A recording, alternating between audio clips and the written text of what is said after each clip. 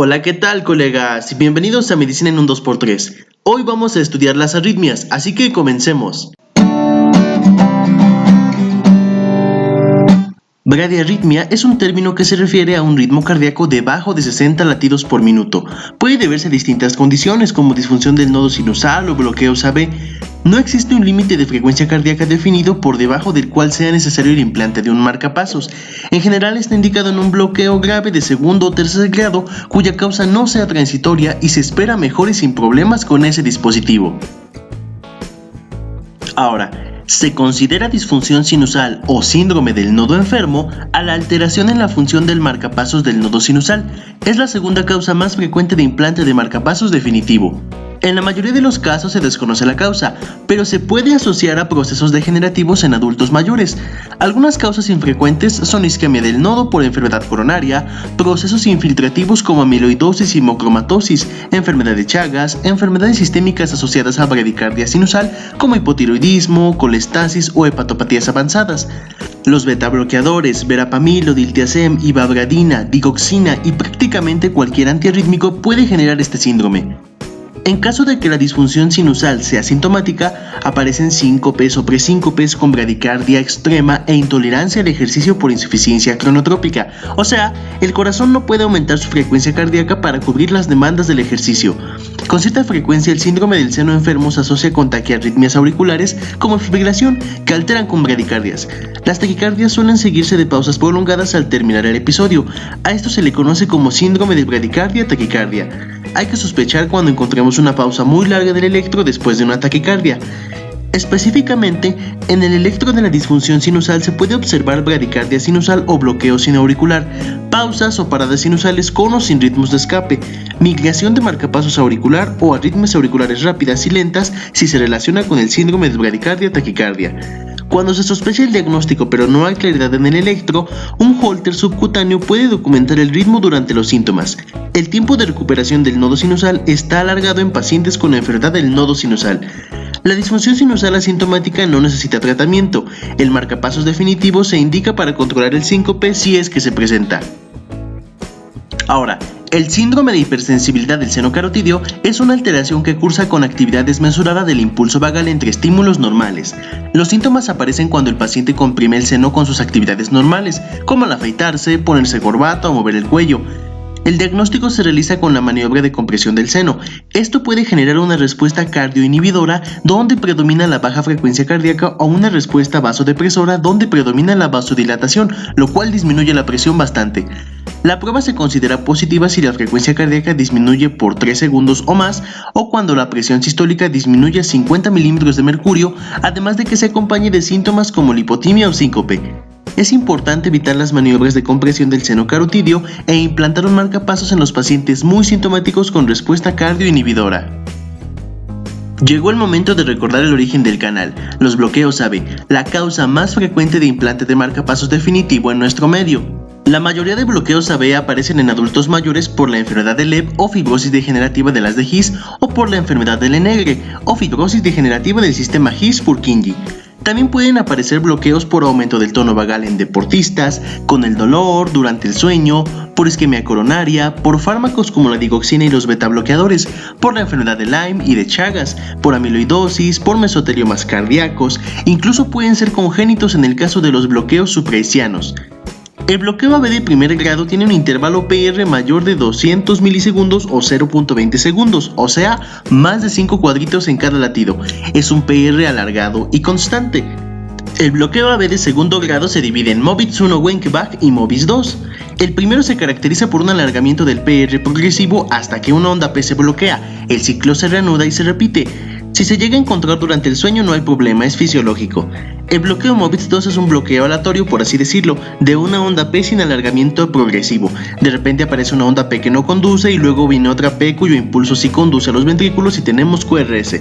El bloqueo AB de tercer grado es un bloqueo completo, en donde se observa disociación auriculoventricular. Las ondas P no son conducidas a ventrículos y son regulares e independientes de los QRS, que también se muestran regulares. Recuerden, cada quien se va por su lado. Ahora, los bloqueos de rama son complejos, sin embargo, lo más importante es reconocer sus características más representativas, las cuales no suelen ser más de 4 o 5. El bloqueo de rama derecha tiene un eje normal o indeterminado. El QRS debe ser ancho, mayor de 0.12 segundos, o sea, más de 3 cuadritos. En B1 hay que buscar una R alta, S pequeña y R'. Además aparecen ondas S anchas en D1, ABL y B6. El bloqueo de rama izquierda tiene un eje normal, indeterminado y a veces a la izquierda.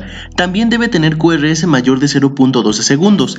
En este caso tenemos ausencia de Q y de R con vértice cortado en D1, ABL y B6, además de ondas QS anchas en B1 a B2. El hemibloqueo anterior izquierdo es más frecuente que el posterior, tiene un eje menor de 45 grados y un QRS menor de 0.12 segundos. Ojo, en este bloqueo el QRS no está ensanchado. Por último, el hemibloqueo posterior izquierdo es un caso infrecuente con un eje derecho de más de 90 grados, pero sin crecimiento de ventrículo derecho. El QRS tampoco está ensanchado, aparecen pequeñas ondas Q iniciales en D2, D3 y ABF y suele indicar daño ventricular grave. En los bloqueos AB Movitz 1 prácticamente todos los casos tienen un bloqueo supraisiano y el pronóstico es bueno. Si aparecen síntomas podemos hablar de un marcapasos. El bloqueo AB Movitz 2 y de tercer grado necesitan un marcapasos para prevenir la recurrencia de los síntomas y mejorar la supervivencia. La mayoría son casos infraisianos por degeneración, isquemia o antiarrítmicos, sin embargo puede haber casos supraisianos. Los bloqueos de rama en general tienen escaso riesgo de progresión a bloqueo AB, por lo que no suelen necesitar un tratamiento. Los bloqueos bifasciculares y trifasciculares tampoco necesitan tratamiento a menos de que haya síntomas recurrentes sin otras causas o alteración importante en la conducción AB demostrada por estudio electrofisiológico invasivo. El bloqueo alternante de las ramas del haz de His indica una enfermedad avanzada de la red de His y Purkinje y necesita marcapasos. Básicamente un marcapasos se indica cuando tenemos un bloqueo no transitorio que genera síncope. En el caso de tener una bradicardia transitoria, se puede utilizar un marcapasos temporal hasta corregir la intoxicación por digital, hipertonía vagal, uso de frenadores del nodo AB, etc. Si la bradiarritmia es irreversible, es necesario implantar un marcapasos permanente. Para que no queden dudas, los bloqueos AB de segundo grado tipo 2, los bloqueos AB de tercer grado y los bloqueos alternantes de rama siempre necesitan de un marcapasos permanente, mientras que los bloqueos bifasciculares o trifasciculares, así como la disfunción sinusal o síndrome del nodo enfermo, necesitan marcapasos solo cuando generan síntomas y sus causas no son transitorias. Estos dispositivos no son inocuos. Puede aparecer síndrome del marcapasos que cursa con mareo, lipotimia, síncope, fatiga, pulsaciones o taquicardia mediada por el marcapasos o de asa cerrada ocasionada por la entrada. Estas son las complicaciones más frecuentes de estos dispositivos.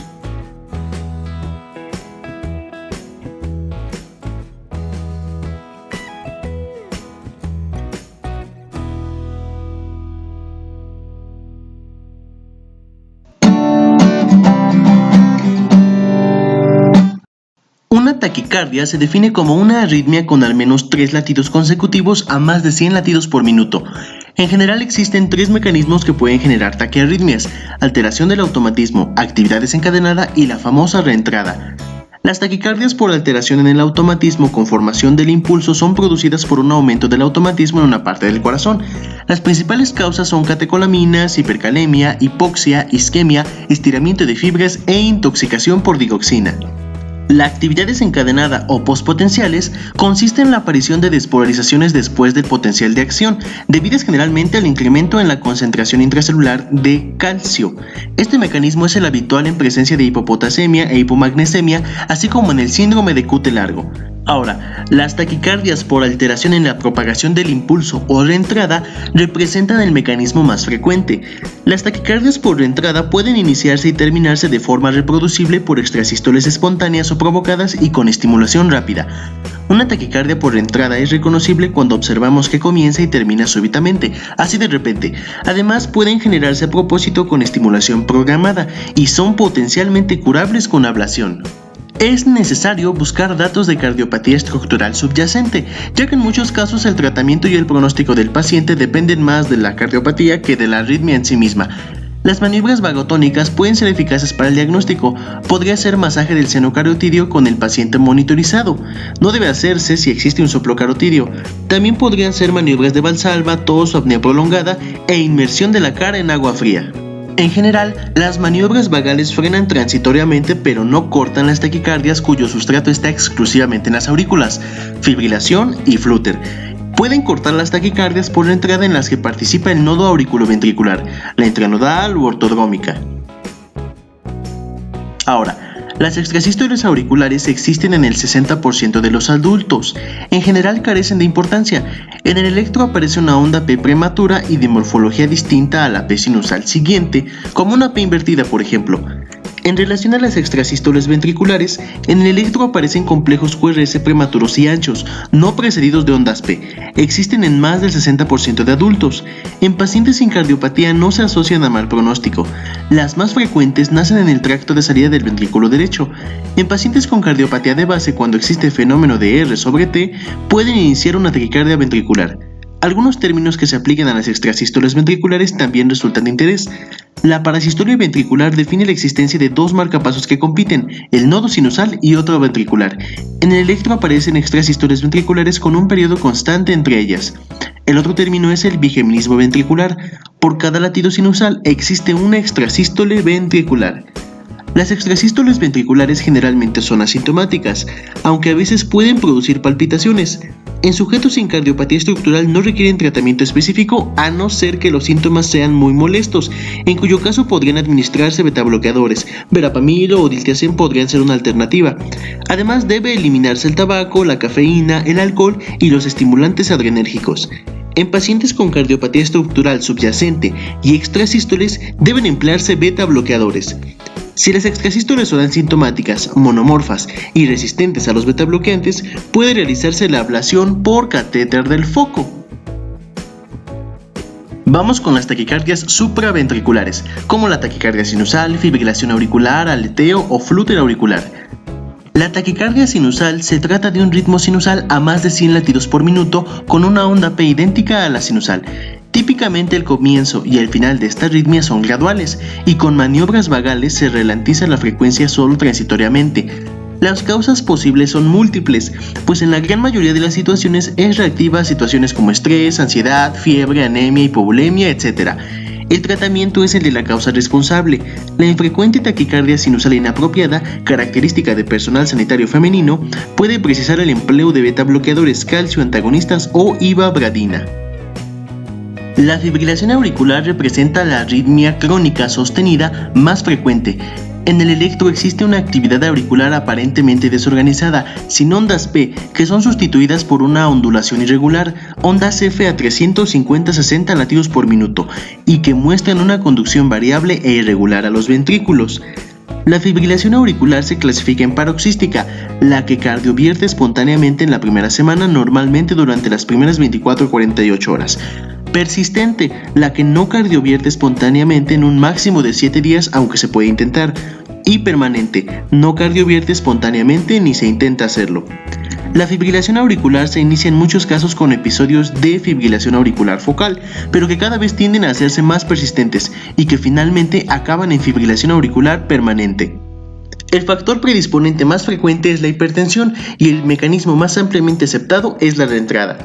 La fibrilación auricular puede aparecer tanto en individuos con cardiopatía estructural como en corazones estructuralmente normales. De hecho, la fibrilación auricular focal designa a un grupo de pacientes generalmente jóvenes sin cardiopatía estructural con múltiples episodios de fibrilación auricular paroxística que generalmente no se sostienen. La fibrilación auricular puede ser desde asintomática hasta producir marcada intolerancia hemodinámica con síncope o edema agudo de pulmón. Los pacientes que la sufren tienen una mortalidad de aproximadamente el doble a la de los controles y su morbimortalidad depende de varios factores, como la respuesta ventricular, la pausa tras la fibrilación o los episodios de tromboembolia.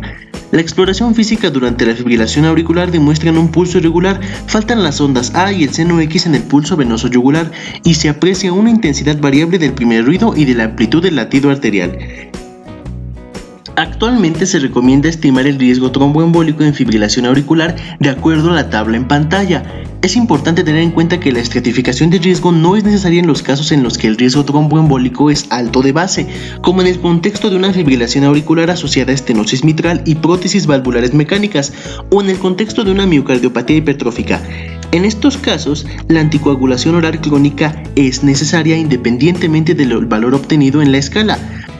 Según la Sociedad Europea de Cardiología, se debe realizar anticoagulación oral de forma crónica a los pacientes varones con puntuación mayor a 1 y mujeres con puntuación mayor a 2.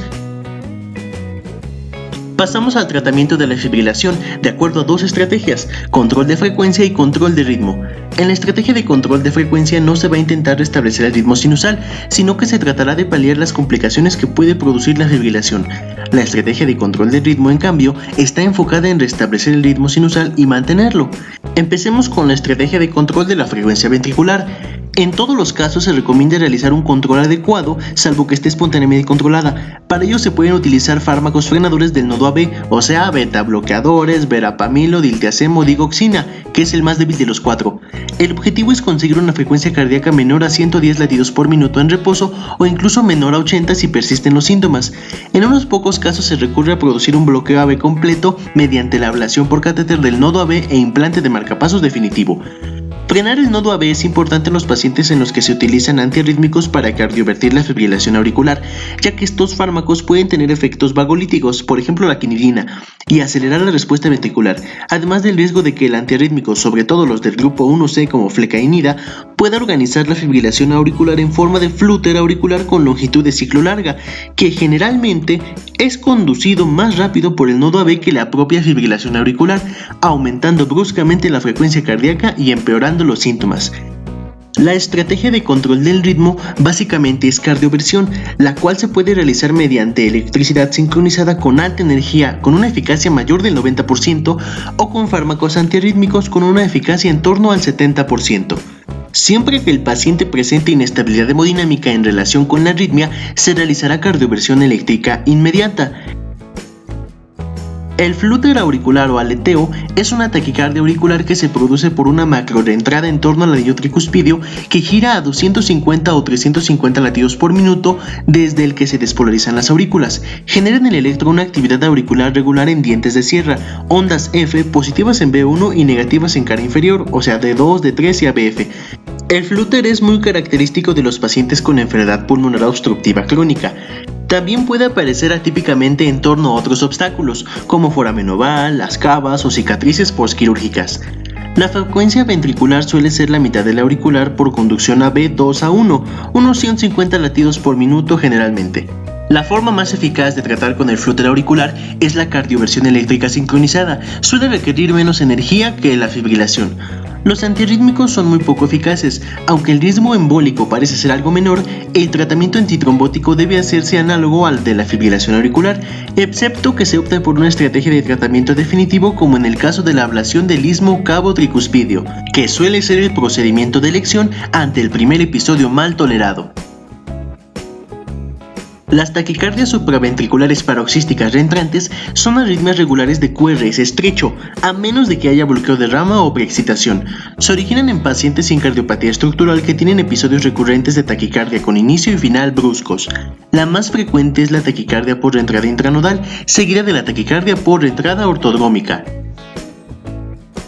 La taquicardia por reentrada intranodal puede iniciarse y mantenerse debido a la existencia de una doble vía de conducción en la unión de la aurícula con el nodo AB, una vía lenta alfa y una vía rápida beta.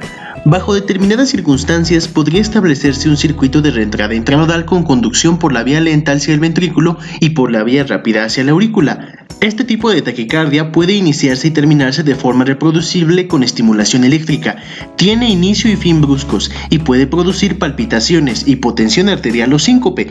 Predomina en mujeres de edad media con palpitaciones típicas en el cuello por coincidencia del latido auricular con la contracción ventricular. El electro fuera de las crisis es normal. Durante la taquicardia muestra onda P retrógrada casi simultánea con el QRS, deformando sus porciones finales, una pseudo S en la cara inferior o una pseudo R en B1. En algunas ocasiones las vías accesorias no pueden conducir los impulsos en sentido de aurícula a ventrículo, pero sí lo pueden hacer en sentido retrógrado, o sea de ventrículo a aurícula, pudiendo establecerse un circuito de reentrada similar a la taquicardia anterior, pero que baja los ventrículos por el sistema de conducción y sube a las aurículas por la vía accesoria. Durante este tipo de taquicardias, la onda P retrógrada suele estar más separada del QRS que en las anteriores. La preexcitación y la taquicardia antidrómica por reentrada por vía accesoria ventricular aparece cuando existe de forma congénita una vía accesoria además del nodo AB de comunicación eléctrica entre aurículas y ventrículas, que en sinusal despolariza parte de los ventrículos precozmente, o sea, los preexcita, produciendo acortamiento del PR con un empastamiento inicial del QRS, la onda delta y QRS ancho. Se denomina síndrome de Wolff-Parkinson-White a la combinación de preexcitación y taquicardias paroxísticas. Se puede asociar con la enfermedad de Epstein, una anomalía congénita frecuentemente asociada con Wolff-Parkinson-White y tal vez con el prolapso valvular mitral y la cardiomiopatía hipertrófica. La anomalía congénita que con más frecuencia se asocia al síndrome de Wolff-Parkinson-White es la enfermedad de Epstein, reitero. Los pacientes con preexcitación en el electro pueden desarrollar tanto taquicardias antidrómicas de QRS ancho como ortodrómicas de QRS estrecho, siempre y cuando la vía accesoria también permita la conducción retrógrada de ventrículos a aurículas. De hecho, la taquicardia por reentrada más frecuentemente asociada al síndrome de Wolff-Parkinson-White es la taquicardia por reentrada ortodrómica. Ahora, en todas estas taquicardias supraventriculares, si existe compromiso hemodinámico, se debe hacer cardioversión eléctrica. Si no, se realizan maniobras que bloqueen el nodo AB para terminar la taquicardia. Puede ser masaje carotídeo, cardioversión con adenosina, beta bloqueadores, verapamilo o diltiazem. Aún así, si el primer episodio ha sido mal tolerado o el paciente tiene episodios frecuentes o limitantes o si el paciente lo prefiere, se puede realizar una ablación con radiofrecuencia de la vía lenta o de la vía accesoria. Obtienen éxito en más del 90% de los casos con mínimas complicaciones. Por otro lado, las taquicardias ventriculares inician en esa parte del corazón. Es fácil diferenciarlas de las supraventriculares ya que en estas el QRS es ancho. Es mayor de 0.12 segundos con disociación AB. Esa es la característica principal de las taquicardias ventriculares. Aparecen principalmente en pacientes con cardiopatía estructural, especialmente en los que han sufrido de un infarto agudo de miocardio. Ahora, la taquicardia ventricular se clasifica en sostenida cuando dura más de 30 segundos o produce colapso circulatorio, y en no sostenida cuando dura menos de 30 segundos y no produce inestabilidad hemodinámica. Sencillo, ¿no? Tenemos tres tipos principales de taquicardia ventricular. La monomorfa tiene todos sus QRS iguales, alterados pero iguales. La causa más frecuente es la reentrada. La taquicardia ventricular polimorfa tiene QRS cuya morfología de un latido a otro varía, y la bidireccional cursa con alternancia en la dirección del eje del QRS. Esta suele aparecer en los casos de intoxicación digitálica. Es muy importante recalcar que el 80% de las taquicardias de QRS ancho son ventriculares y de ellas casi el 98% se relaciona con un antecedente de infarto agudo de miocardio. Un truco para diferenciar las taquicardias regulares de QRS ancho es realizar masaje carotidio o administrar adenosina. Las taquicardias ventriculares no responden a estas medidas, pero las taquicardias supraventriculares se frenan o terminan con masaje carotidio o adenosina. Para esta maniobra no hay que utilizar verapamilo, ya que si se trata de taquicardia ventricular podría producir choque cardiogénico, paro cardíaco, etc. En pantalla les dejo los ejemplos de taquicardias ventriculares en el electro. Al igual que en otras taquicardias reentrantes, si existe compromiso hemodinámico es necesario realizar cardioversión eléctrica inmediata. Si no hay tal compromiso, se pueden utilizar fármacos como procainamida o miodarona por vía intravenosa. La más eficaz es la procainamida. Ahora, los fármacos antiarrítmicos, excepto beta bloqueadores, pueden ser útiles en casos seleccionados para disminuir el riesgo de recurrencias, aunque no mejoran la supervivencia. Además, los únicos antiarrítmicos que se pueden emplear en pacientes con cardiopatía estructural de forma crónica son los beta bloqueadores, amiodarona, sotalol en los coronarios y dronedarona, salvo en insuficiencia cardíaca avanzada. El ritmo idioventricular acelerado es un ritmo ventricular, una expresión de irritabilidad miocárdica con aparición de automatismo ectópico. Esta frecuencia suele oscilar entre 60 y 120 latidos por minuto. Generalmente ocurre en el seno de un infarto agudo de miocardio, siendo frecuentemente un signo de reperfusión. Las canalopatías son arritmias producidas por anomalías en el funcionamiento de los canales iónicos de la membrana celular de los cardiocitos. Primero hablaremos del síndrome de QT largo, es la canalopatía más frecuente. Se trata de un trastorno congénito o adquirido más frecuentemente, por el que alteraciones de las corrientes iónicas de membrana alargan la duración del potencial de acción con expresión manifiesta en el electro a través de la prolongación del intervalo QT. Esto facilita la aparición de pospotenciales o extrasístoles que pueden originar taquicardia ventricular polimorfa en torsión de punta. Estas taquicardias suelen degenerar en fibrilación ventricular y producir muerte súbita. La causa más frecuente de síndrome de QT largo adquirido es el uso de fármacos que interfieren con las corrientes iónicas repolarizantes, especialmente en individuos predispuestos como mujeres con hipertrofia ventricular hipertensiva o ciertos polimorfismos genéticos que predisponen a la prolongación del QT. Hay muchas causas del síndrome de QT largo adquirido. Puede ser isquemia, o sea, un infarto de miocardio u otros síndromes coronarios agudos. Pueden ser alteraciones electrolíticas, hipocalcemia, hipocalemia, hipomagnesemia. También pueden ser antiarrítmicos clase 1A o 3, fármacos psiquiátricos como antidepresivos tricíclicos, haloperidol, fenotiacinas, procesos intracraneales como una hemorragia subaracnoidea o hipertensión intracraneal. Otros fármacos podrían ser los macrólidos, quinolonas y antihistamínicos, además de bradiarritmias como bloqueo AB de tercer grado. El síndrome de QT largo congénito es una anomalía genética por mutaciones que afectan a los canales iónicos con dos expresiones fenotípicas clásicas.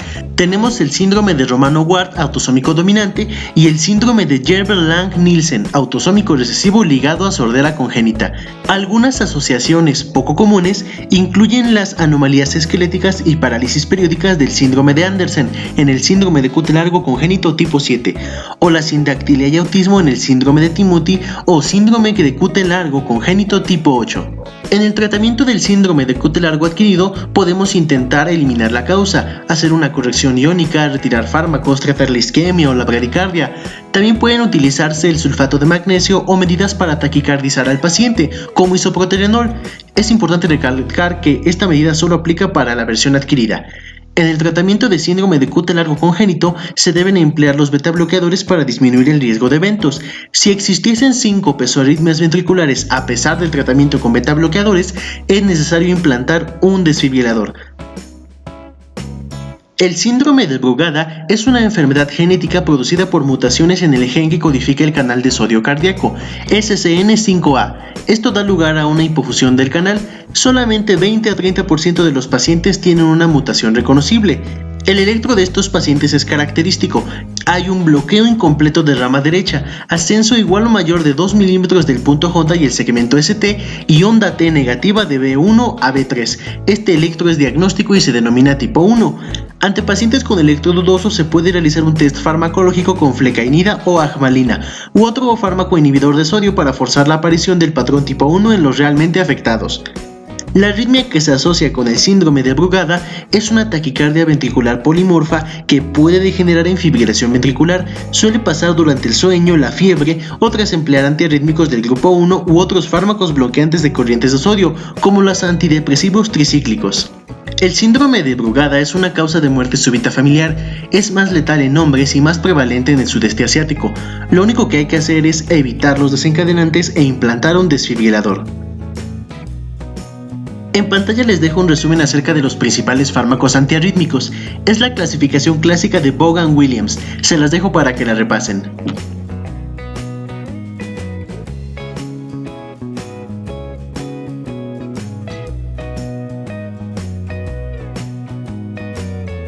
Y bueno colegas, hasta aquí el video de hoy. Fue un poco extenso pero bastante completo. Ojalá les sirva y puedan lucirse con sus colegas cuando tengan un electro enfrente. Así que eso es todo por hoy. Suscríbanse y compartan para así poder llegar a más estudiantes, médicos y practicantes de la salud que necesiten una forma diferente de repasar de manera rápida y concisa. No olviden darle a la campanita para que YouTube te avise cuando subo video y no te pierdas ninguna clase. Esto fue Medicina en un 2x3 y hasta la próxima. ¡Chao!